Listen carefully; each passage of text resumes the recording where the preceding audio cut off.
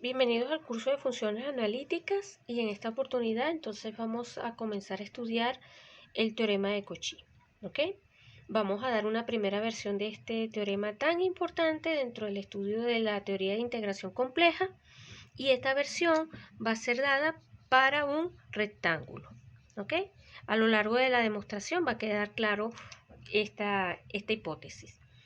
Entonces, el teorema de Cauchy dice lo siguiente, y paso a enunciarlo. Teorema de Cauchy. En esta versión dice así: sea omega contenido en el plano complejo un dominio, es decir, un conjunto abierto y conexo, ¿ok? Inclusive abierto y conexo, ¿ok? Vamos a pedir que sea abierto y conexo. Consideremos R un rectángulo cualquiera contenido en este dominio, en omega. Y vamos a pedir f definida de omega en C, una función analítica, ¿ok? Entonces, la integral sobre el borde del rectángulo de la función f de z va a ser igual a 0, ¿ok? El teorema de Cauchy lo que me dice es que si la función es analítica, al integrarla sobre esta curva, que es el borde de un cuadrado, de un rectángulo, eso me va a dar 0, ¿ok?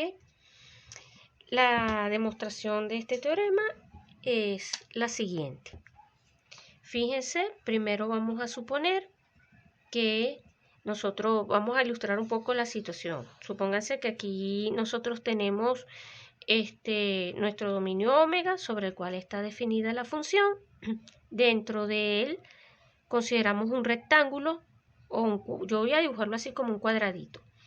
La idea es que entonces este cuadradito vamos a llamarlo R y vamos a denotar por L al perímetro. Vamos a llamar L al perímetro del rectángulo y vamos a denotar por D a la diagonal o al diámetro, o lo que mide, ¿no? La diagonal del rectángulo, ¿ok? De R. Entonces, la idea es que se va a subdividir este rectángulo en 4 partes. No tienen por qué ser iguales, yo en el dibujo las hice iguales, y por supuesto, el rectángulo se puede expresar entonces como la unión de igual 1 hasta 4 de los R sub i, ¿ok? Sobre nosotros entonces tenemos que también para aligerar un poco la notación vamos a denotar por eta R a la integral definida sobre el borde del rectángulo de la función f de z. Entonces, si eta R es igual a esto, y como R se puede escribir como la unión de los otros rectángulos que están aquí, supónganse que este es R1, R2, R3 y R4, no importa cómo los quieran enumerar, pues por propiedades de la integral de línea, nosotros tenemos que esto que está aquí, f de z, no va a ser otra cosa que la suma desde igual 1 hasta 4 de las integrales sobre el borde de esto de f de z. Esto es igual a esto. Es decir, que eta sub r va a ser igual a la suma desde igual 1 hasta 4 de los eta de R sub i, ¿ok? Y si consideramos módulo de esto, módulo de esto va a ser menor o igual que la suma de igual 1 hasta 4 de los módulos de eta sub R sub i, ¿ok? Tenemos esta desigualdad, ¿ok? Entonces, fíjense, y aquí está el argumento clave que se va a repetir a lo largo de toda la demostración. Esta desigualdad, como esto es cierto, como esto que está aquí, esta cantidad es menor o igual que la suma de las otras subcantidades, ¿ok? Como esta integral es menor o igual que la suma de estas, entonces debe de existir al menos un subrectángulo, vamos a llamarlo I sub 0, de los 4 que tenemos allí, tal que entonces el módulo, lo vamos a escribir así, el módulo de eta sub r es menor o igual que 4 veces el módulo de eta de r I sub 0. ¿Ok? Porque si no ocurriese eso, y si para todos los i se cumpliese la desigualdad en este otro sentido, para todo i, entonces llegaríamos a una contradicción con esta primera desigualdad. Y eso contradeciría las propiedades de la integral. Entonces, bueno, tiene que haber al menos uno, para lo cual se cumple esto que está acá. Ok, a ese I sub 0, para aligerar la notación, a ese rectángulo lo vamos a llamar R1. ¿Ok? Y nos quedamos y guardamos ese primer rectángulo R1 que cumple esta propiedad. Entonces, vamos a obtener un R1 contenido en R, tal que satisface esto que está aquí. Bueno, nos quedamos con ese R1. Supónganse que aquí picamos entonces nuestra cuestión en 4 y supónganse que R1 es este.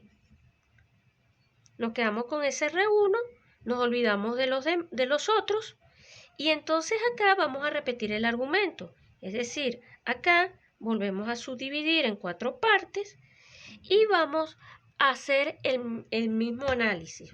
Es decir, de estos 4 tiene que haber por al menos uno que satisfaga una desigualdad análoga y a ese lo vamos a llamar R2. Es decir, volvemos a decir, bueno, R1 se puede expresar como la unión desde J igual 1 hasta 4 de RJ1. Tal es que entonces, cuando miramos la integral de eso, no es otra cosa que la suma desde J igual 1 hasta 4 de las integrales de la función f, pero ahora en los J sub 1. Y otra vez, esto, por esta identidad, al tomar módulo, esto es menor o igual, por desigualdad triangular, a esto que está acá.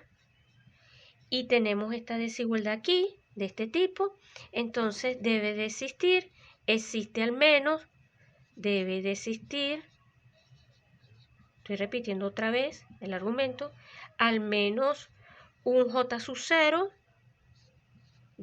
variando entre 1 y 4, tal que entonces la medida, o sea, el módulo de eta R1 es menor o igual, tiene que ser menor o igual, que ¿qué cosa? Que 4n, lo vamos a escribir así, n o eta de r j sub 0.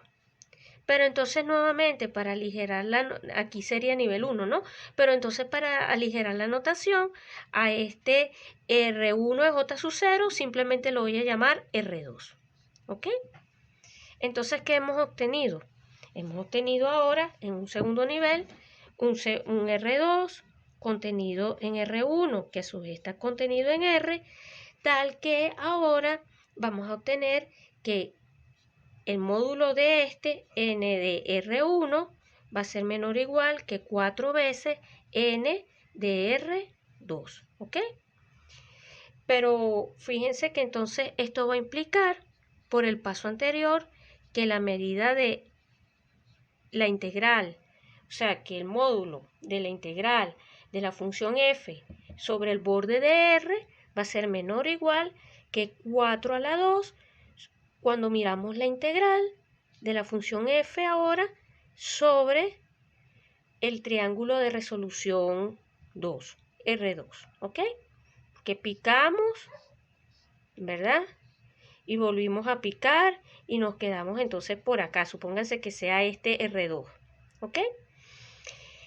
Si nosotros seguimos trabajando de forma inductiva, porque entonces volvemos a hacer esto tantas veces como uno quiera, vamos a obtener una sucesión de rectángulos RJ, tales que RJ está contenido, o sea, esto lo podemos hacer tanto como queramos, ¿no? RJ, contenido RJ-1, contenido en R2, contenido en R1, contenido en R, tales que el límite cuando J tiende a infinito, ¿verdad? Es un punto Z sub 0 que va a estar en omega. Vamos a llamar ese punto Z sub 0, ¿ok? Claro, porque en la medida que voy ampliando el J, voy aumentando la resolución, voy iterando, los rectángulos se van cada vez achicando, hasta que en el infinito llega a un punto que está dentro del dominio en cuestión, ¿ok? Inclusive no perteneciente a omega, más aún, perteneciente a R, que a su vez está contenido en omega, ¿ok? Eso es lo clave acá.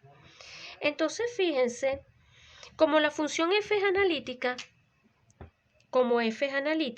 en z sub 0, tenemos que el límite cuando z tiende a z sub 0 de f de z menos f de z sub 0 entre z menos z sub 0 es igual a f'. Esa es la definición de analítica. Como la función analítica tenemos esto. Pero en términos de epsilon y delta, entonces podemos decir que dado epsilon mayor que 0, existe un delta positivo que solo va a depender del epsilon y probablemente pueda depender del z sub 0, tal que entonces si la distancia entre z menos z sub 0 es menor que delta, entonces esta cantidad f de z menos f de z sub 0, este cociente, menos f' de z sub 0, todo esto en módulo. Acuérdense que estos son números complejos. Cuando coloco aquí el módulo, en verdad estoy mirando es la distancia euclidiana. Esto es menor que epsilon, ¿ok? Pero escribir esto es equivalente, digamos así, es decir, esto es equivalente a expresar que esta cantidad de acá, f de z menos f de z sub 0 menos f' de z sub 0 por esto que está acá, permítame escribirlo así, va a ser menor que epsilon, apretando acá, por módulo de z menos z sub 0 si esto es menor que delta, ¿ok?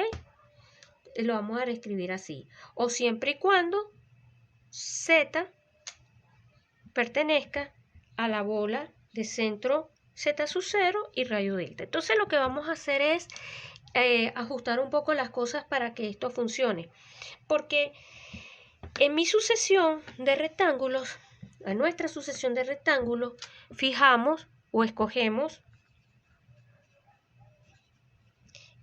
J sub 0 perteneciente a los naturales lo suficientemente grande, tan grande como yo necesite, lo suficientemente grande, tal que nosotros tengamos que ese J sub 0 esté completamente contenido en la bola de centro Z sub 0 y radio delta.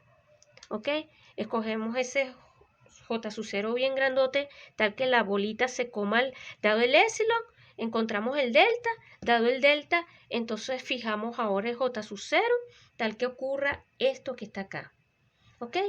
En consecuencia, nosotros ahora podemos mirar lo siguiente. Cuando evaluemos quién es eta de R de J sub 0, que según nuestra notación no era otra cosa que la integral sobre el borde de J sub 0 de f de z, esta integral que está aquí la podemos expresar, esto va a ser igual a lo siguiente, a la integral de esto, acá podemos escribir f de z menos f de z sub 0. Vamos a poner acá, permítanme, acá la integral, acá abro un paréntesis. Aquí quedaría entonces f de z menos f de z sub 0 menos, y aquí apretadito, f' de z sub 0, z menos z sub 0 de z. ¿Ok? Y todo esto, permítanme aquí, este paréntesis, cerrarlo, y aquí sí de z. ¿Ok? Esta integral de acá va a ser igual a esta que está de acá. Afirmamos eso. Y porque esto, si no queda claro, vamos a hacer un momentico. Esto es cierto por lo siguiente, porque fíjense, por un momento miren, aquí, escribirlo acá un momentico. Esta integral de rj sub 0 de fz sub 0 de z, esto es constante, o sea que esto no es otra cosa que f de z sub 0 por la integral sobre el borde de rj sub 0 de z, y esta integral da 0. ¿Por qué? Por ser un círculo, o sea, porque el borde de esto, el borde de este rectángulo es una curva cerrada. Estoy mirando una curva cerrada, y en el video anterior habíamos demostrado que si tenemos la integral, si miramos una curva cerrada, la integral de f de z, independientemente de si f es o no analítica, eso da 0. ¿Ok? Entonces, esto es porque la curva es cerrada, sobre la cual yo estoy integrando es cerrada, entonces da 0. Y la otra integral, cuando miramos f de z prima, o sea, f de z sub 0 prima. ¿Ok? Lo que pasa es que el marcador ya f' de z sub 0 por z menos z sub 0 de z, ¿verdad? Es el mismo análisis.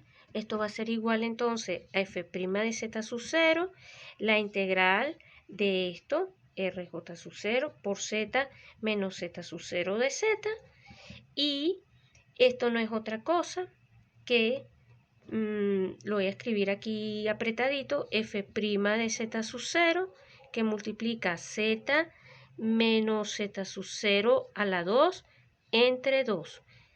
Evaluado en los extremos de la curva, digámoslo así, evaluado en los extremos de, aquí voy a abusar de la notación, pero voy a escribir esto así, ¿no? Esto es súper abstracto porque uno parametriza esta curva, es el borde de este rectángulo, o sea, estoy trabajando así, imagínense que este es mi punto inicial, parametrizo en esta esquina, me muevo y vuelvo a llegar acá. Entonces imagínense que parametrizara, sacara la cuenta, o sea, me voy moviendo, llego hasta acá, me va a quedar entonces la integral evaluada en el borde, en los bordes de la curva, pero como la curva es cerrada, valen lo mismo y por lo tanto esto va a dar 0.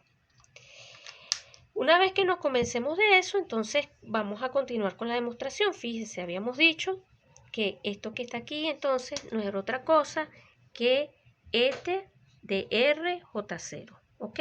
O sea que agregarle estos dos factores no altera el valor de la integral, no lo altera, pero cuando consideremos el módulo de esto, ahora esto va a ser menor o igual que el módulo de esto que está acá por el módulo de esto que está acá. Y acá recuerden que como estamos trabajando ahora en el contexto complejo, acá quedaría dz, módulo de dz. Y entonces, ahora sí, por hipótesis, como este rectángulo está contenido en la bola de centro z sub 0 y radio delta, toda esta cantidad que está acá es menor que épsilon por la integral del borde de rj sub 0. Y acá me va a quedar un factor que es z menos z sub 0 de z. ¿Ok? Bueno, pero rescatemos la notación que habíamos introducido anteriormente. Esta cantidad que está acá la podemos estimar por la diagonal de rj sub 0. Y esto que está acá, o sea, esto va a ser en menor o igual entonces que epsilon por dj sub 0 por la integral en el borde de r sub 0 de qué cosa, de dz, pero esto lo que me da es lo que mide el perímetro. Esto no es otra cosa que el perímetro del rectángulo, es decir, que esto va a ser exactamente igual, aquí apretadito, a epsilon de j sub 0 por L, en este caso por LJ sub 0, ¿ok? Y ahora rescatamos los valores de cada uno, porque fíjense que por la forma como fueron construidos los rectángulos, uno conteniéndose dentro del otro y con una estimación apropiada, permítanme venirme para acá. Entonces lo que estamos concluyendo es que eta de RJ sub 0 va a ser menor o igual que epsilon por D entre J sub 0, perdón, entre 2 a la J sub 0 por L sobre 2 a la J sub 0. ¿Ok? ¿Qué estamos concluyendo entonces? Permítanme borrar esta línea de aquí abajo. Estamos concluyendo que el rectángulo original NDR va a ser menor o igual que cuando habíamos iterado varias veces, habíamos dicho que era 4 a la J sub 0 de la medida de N R J sub 0. Pero el de arriba tiene esta estimación, o sea que esto es menor o igual a epsilon por D por L. ¿Ok? Epsilon, puse 3, epsilon por D por L. Es decir, estas son dos cantidades finitas que están fijas y el epsilon lo puedo hacer tan pequeño como yo quiera. Entonces, si epsilon tiende a 0, ahora haciendo epsilon tender a 0, nosotros concluimos que esto tiende a 0. Lo puedo hacer tan chiquito como yo quiera. En consecuencia, esto implica que el módulo de esto va a ser igual a 0. Pero si el módulo de eso va a ser igual a 0, lo que estamos concluyendo es que esta integral tiene que ser igual a 0. Y con eso entonces hemos finalizado la demostración del teorema de Cauchy en su versión para el rectángulo.